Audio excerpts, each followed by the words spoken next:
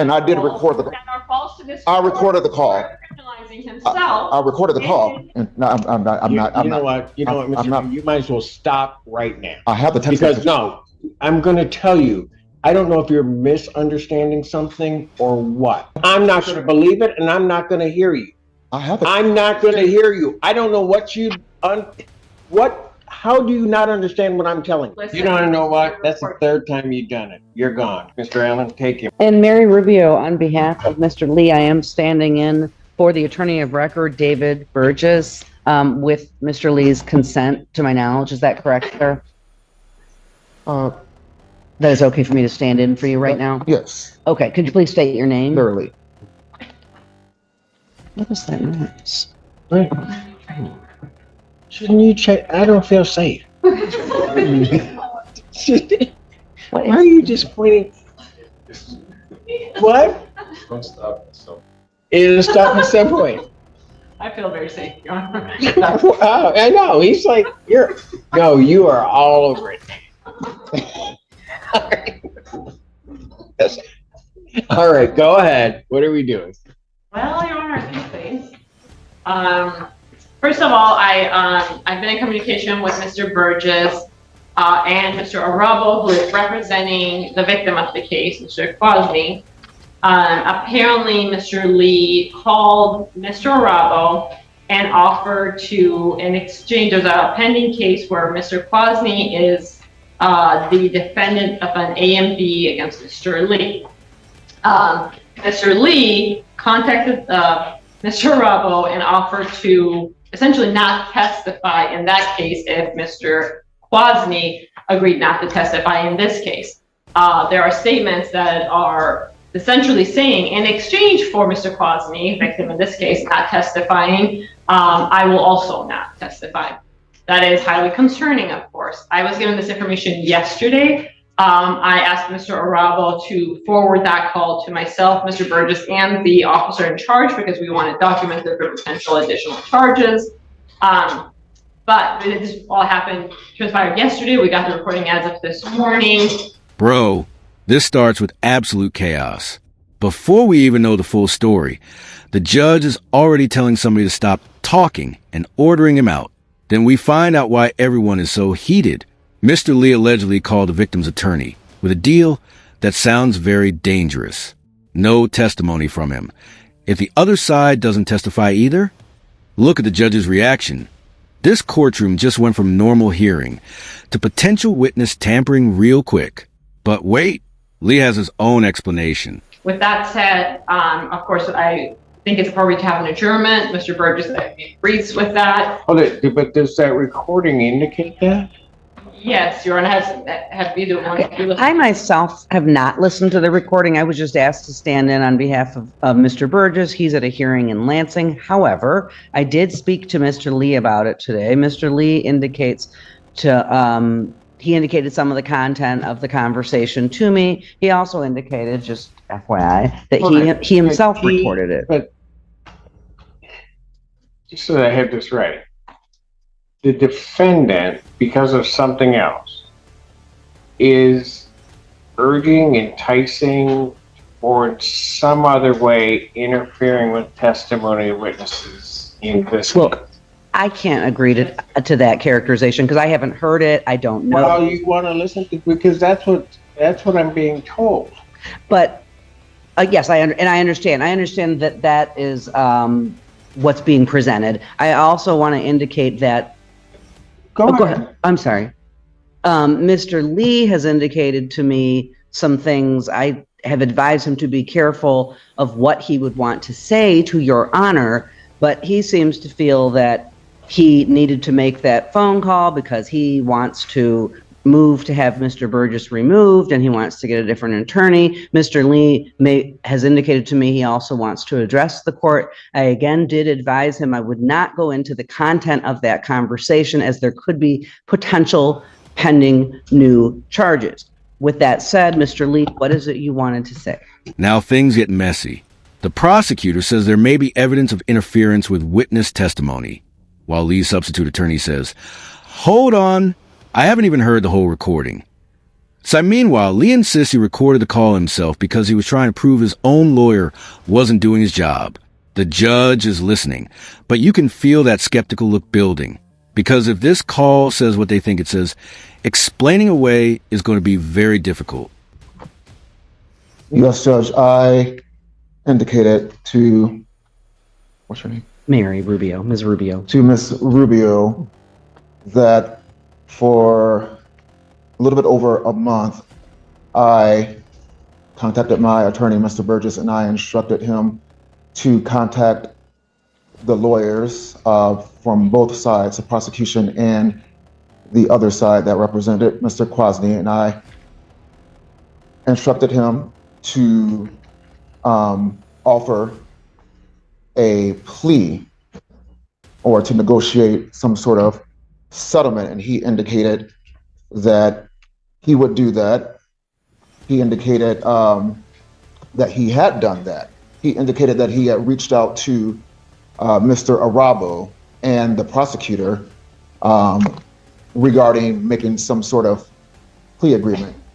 Him and I discussed what that could be. And so now, fast forward, yesterday, I contacted Mr. Burgess and I said, hey, have you reached out or have you heard anything from Mr. Arabo and the prosecutor?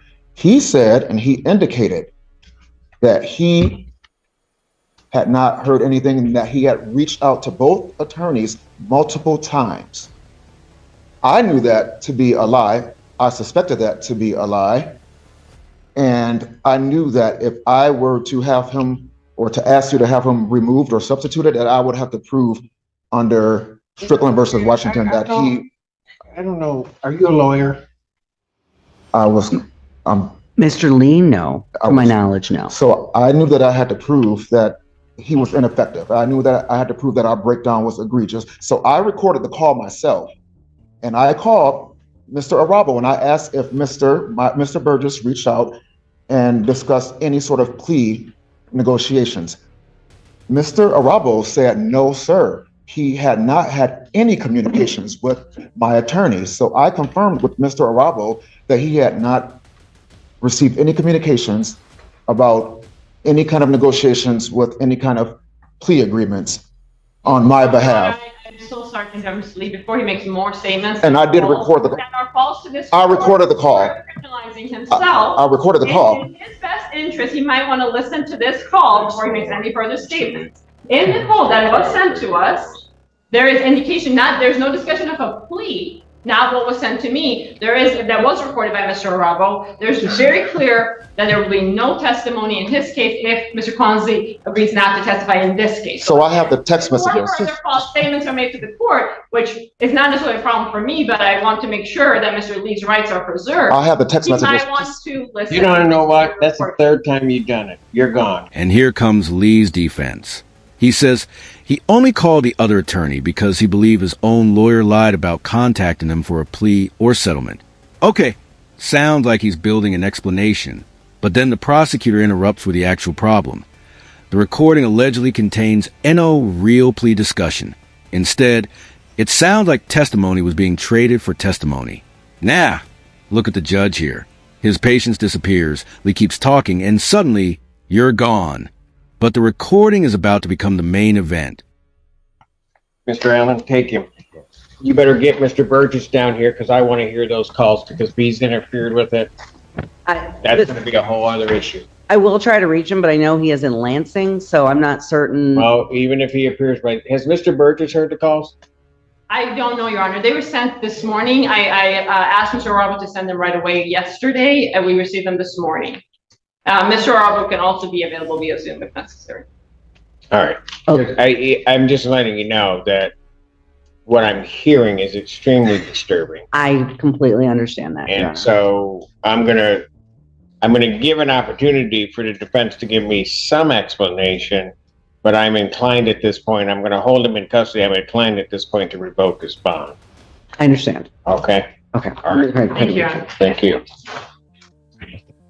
Good afternoon, Your Honor. Marie Tin, Assistant Prosecuting Attorney on behalf of the people. I forgot to wait a second. And Mary Rubio, again, on behalf of Mr. Lee, who is making his way to the podium.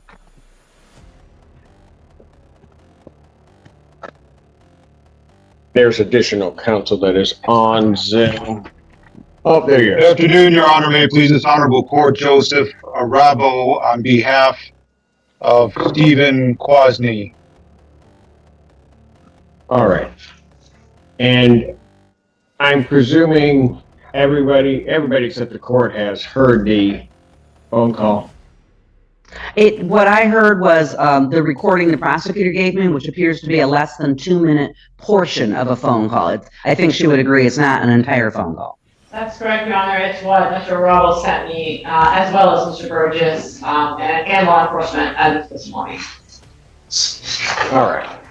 And that portion of the phone call, as the court is to understand, is basically this defendant speaking with, is it directly with the victim in this case? No. No, Your Honor. Attorney. It's with Mr. Rubble, who's the attorney for the victim. All right. And basically offering to not provide testimony in another case if his client doesn't provide testimony in this criminal proceeding. That is how I would characterize it, Your Honor. If Mr. Rubble has additional information or different information, he's welcome to. Yes. Mr. Yeah, just to clarify the record, that's a portion of a phone call because I didn't anticipate to record the entire thing. I didn't know who was calling me. And then once I realized what this was, which is an attempt to extort and use this other case that he filed against the victim in this matter to use as leverage to have this conversation at a future point in time, I was quick enough to get on my computer and record it so that the court is aware of what's going on in the matter where I represent Mr. Quasny, who's the victim in this matter, which is the first matter before the court. The judge is now openly saying what he's hearing is extremely disturbing and is already leaning toward revoking Lee's bond. Then the victim's attorney joins the discussion and explains what he heard on the recording. According to him, Lee was offering an exchange involving both sides not testifying. Wait, that's where this gets serious. The defense pushes back and says the recording was only a short portion. But the judge's face says it all. The explanation isn't making this look any better.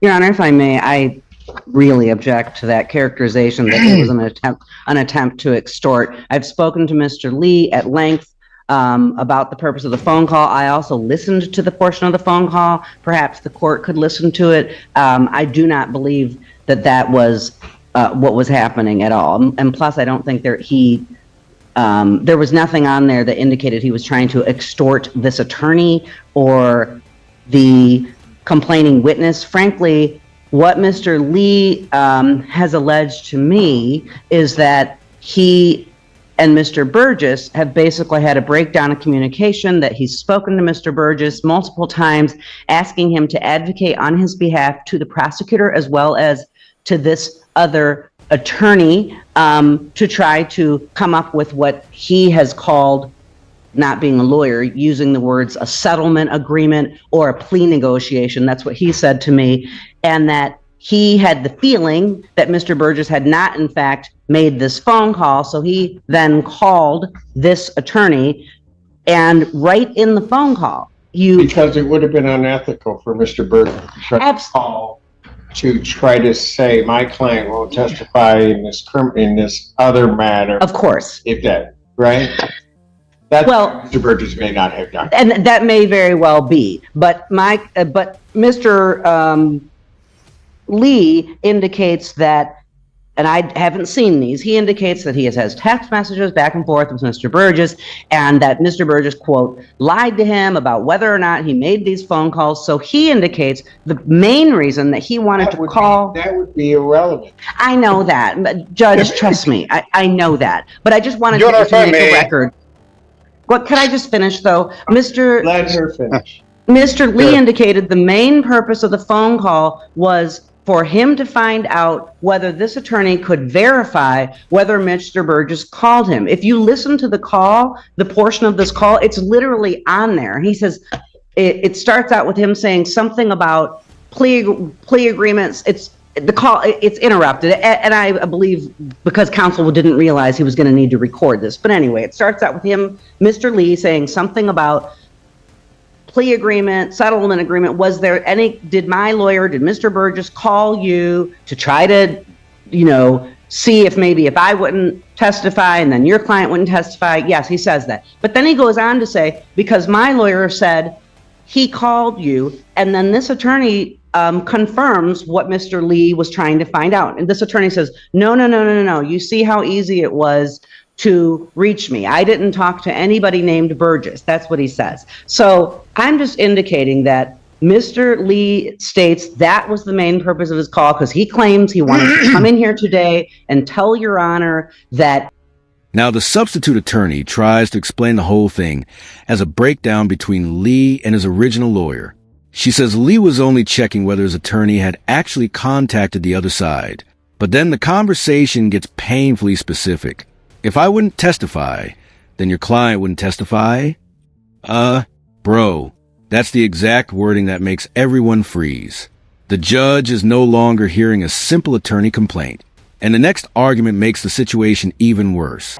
He did not want to have Mr. Burgess represent him anymore because he feels Mr. Burgess is lying to him. I'm just representing to you what Mr. Lee has told me. Your Honor, if I may.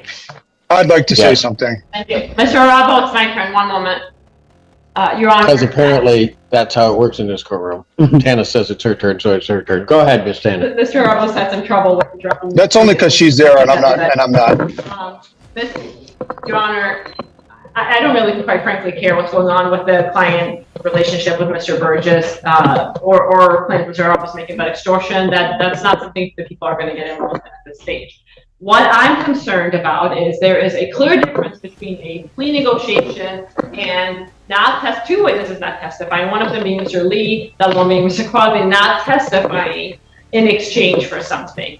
And I agree that the court should just listen to the call rather than us going around calling it different things. What's clear to me is that there is an offer to not testify in exchange for Mr. Quadley not testifying in this case before this court.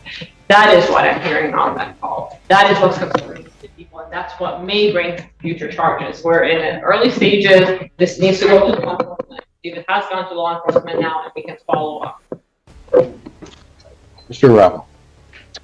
Your Honor, as you know, I'm a defense attorney. I think it's Ms. Rubio is really grasping at straws here to try to help her client. But here's what it is. It's not a plea. We heard her say plea. A plea means a reduction to something other than what he's being charged with, not a dismissal, which is clearly being indicated in this. Second, what's happened here is you could see clearly there has been a subsequent case filed. I don't know how this slipped between the clients, because in over 10 years of practicing, I've never seen something like this, where a victim turns into a defendant during a pending case. Never seen anything like this. So Mr. Lee has done this intentionally so that he can one day use it as leverage to contact me or have somebody else contact me or whoever is representing Mr. Quasny, so that he could use it as a negotiation tactic. And what he's engaged in is third-party communication to get through to Mr. Quasny in violation of his bond. That's number one. He's got a no contact order. Second, this is witness tampering. You don't want to call it extortion. Let's find something else. It is witness tampering. He's trying to tamper with Mr. Quasny using the leverage that he created. And I don't know how the prosecutor's office allowed this to happen. Somebody wasn't monitoring things properly, but this is what's happened. First ever time I've ever seen anything like this. And it needs to be handled. It needs to be handled. It's going to be handled. The prosecutor draws a hard line between a legitimate plea negotiation and two witnesses agreeing not to testify. Then another attorney absolutely tears into defense explanation, saying this isn't some innocent misunderstanding. He calls it witness tampering and says Lee created leverage through another case. Side look at the judge's body language. She's done entertaining theories and wants to hear the recording herself. Court goes into recess because once that audio gets played, somebody's bound to be in serious trouble. Okay. Can we listen to the call? Everybody Yes, can listened you to it already. Hey, I'm- can somebody send it to Ms. Weidling, and I will then be more than happy to listen, or if there's an easier way for me to do it, I'll do it. Let's take the defendant back and Okay. court listen to the call. I can give my decision You have to go back. to you. I'll handle that coming back out.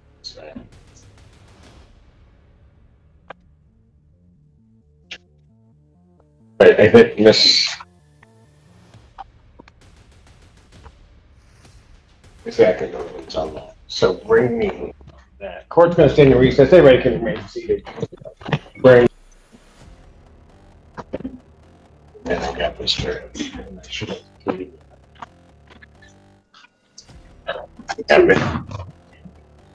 Now I got Kennedy Brown.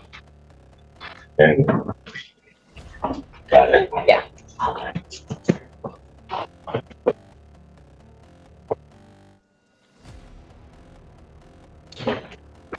Court does recall the case of the People's State of Michigan versus Larry Lee. Good afternoon, Your Honor. Marie Tanhouse, Assistant Prosecuting Attorney on behalf of the people. And Mary Rubio on behalf of Mr. Lee, who is approaching. Get your name, please. Clearly. Okay. The issue is in this case that, first of all, we're adjourning the hearing over. I believe we are. That was what I thought we were doing in the beginning. Well, it's got to stay before me. So, I know Mr. Burgess is already going to be here on July 1st. I just wanted to put that out there. yes, but I'm not on the. Oh. I'm on the bench, but I'm not doing these. Okay. So.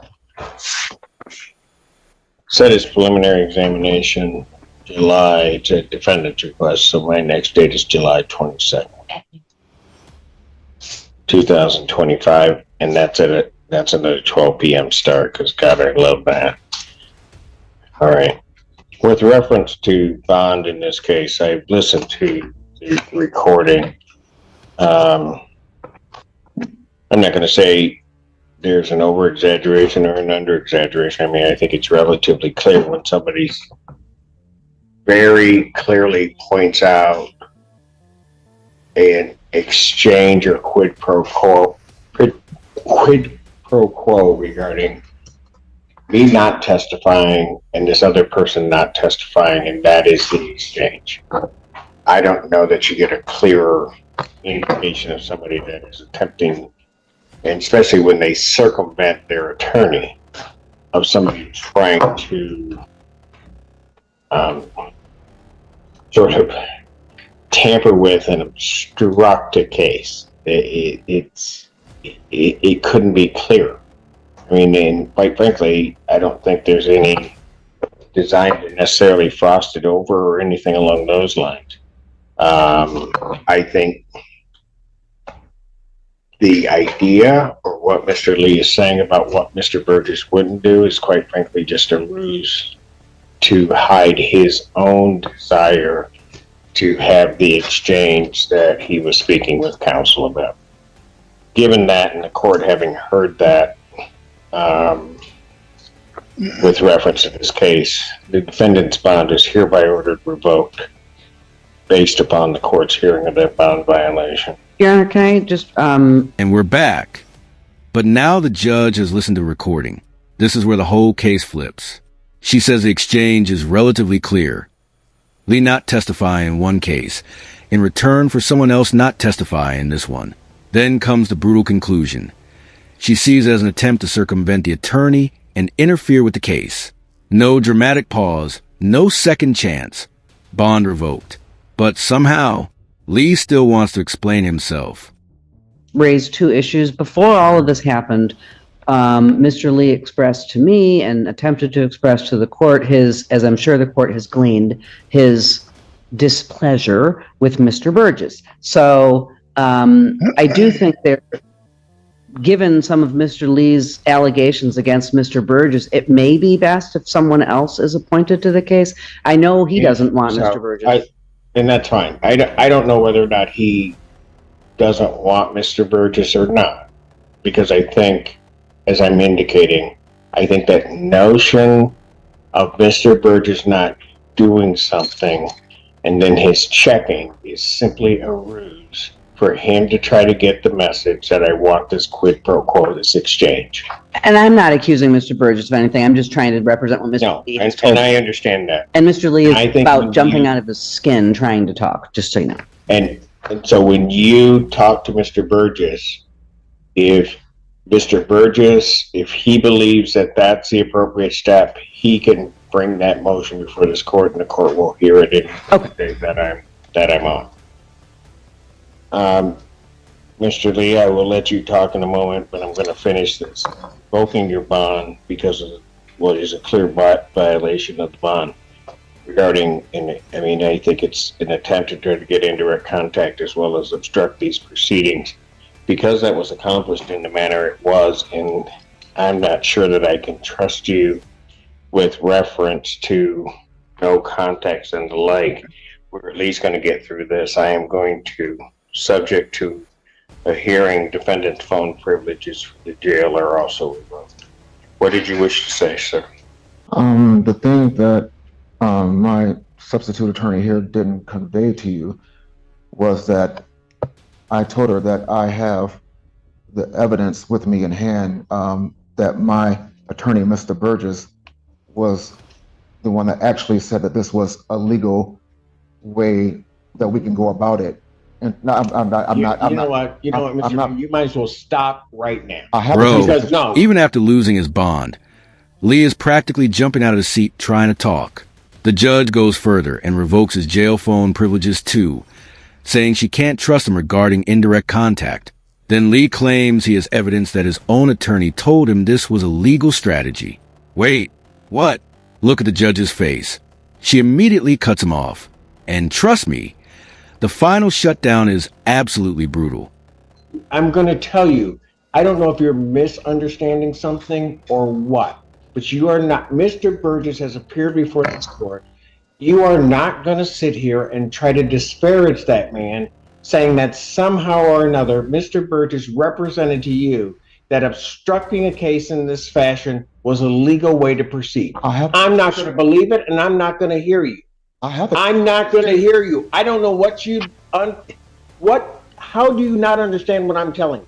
Now, if you've got that information and you think that's what it says, you get it to counsel and the court will take a look at it. But you're not going to sit here and disparage that man. It is not going to happen. I'm done. Bond revoked. Thank you. Thank you, Your Honor. Thank you, sir. Appreciate your wait and patience online. No problem, Your Honor. Are you still on the record? I'm not sure who this kid is or what he's capable of or what sort of messages he can get out to other people. But if the court could put a no contact order because somehow I've become a witness in this matter, I'd appreciate that. A no contact with you? Yep. I don't want to be contacted by any third parties. I want out of this thing and I want to be done with it. Didn't ask to be here. I will add that no contact provision in. Yeah, one of those, Your Honor. But counsel, why don't you let us know how you really feel? All right. We'll take care of that. I think the courtroom's been through enough today. Thank you. Lee keeps trying to blame his attorney, but the judge has completely had enough. She refuses to let him sit there and accuse his lawyer, telling him that obstructing a case was legal. I'm not going to believe it, and I'm not going to hear you. Boom. Bond revoked. Argument over. Then the other attorney asked for a no contact order because after all this madness, he doesn't want any messages coming his way either. Chuckle like and subscribe for more Case File USA Courtroom Chaos. Because apparently, one phone call was all it took to turn this entire hearing upside down.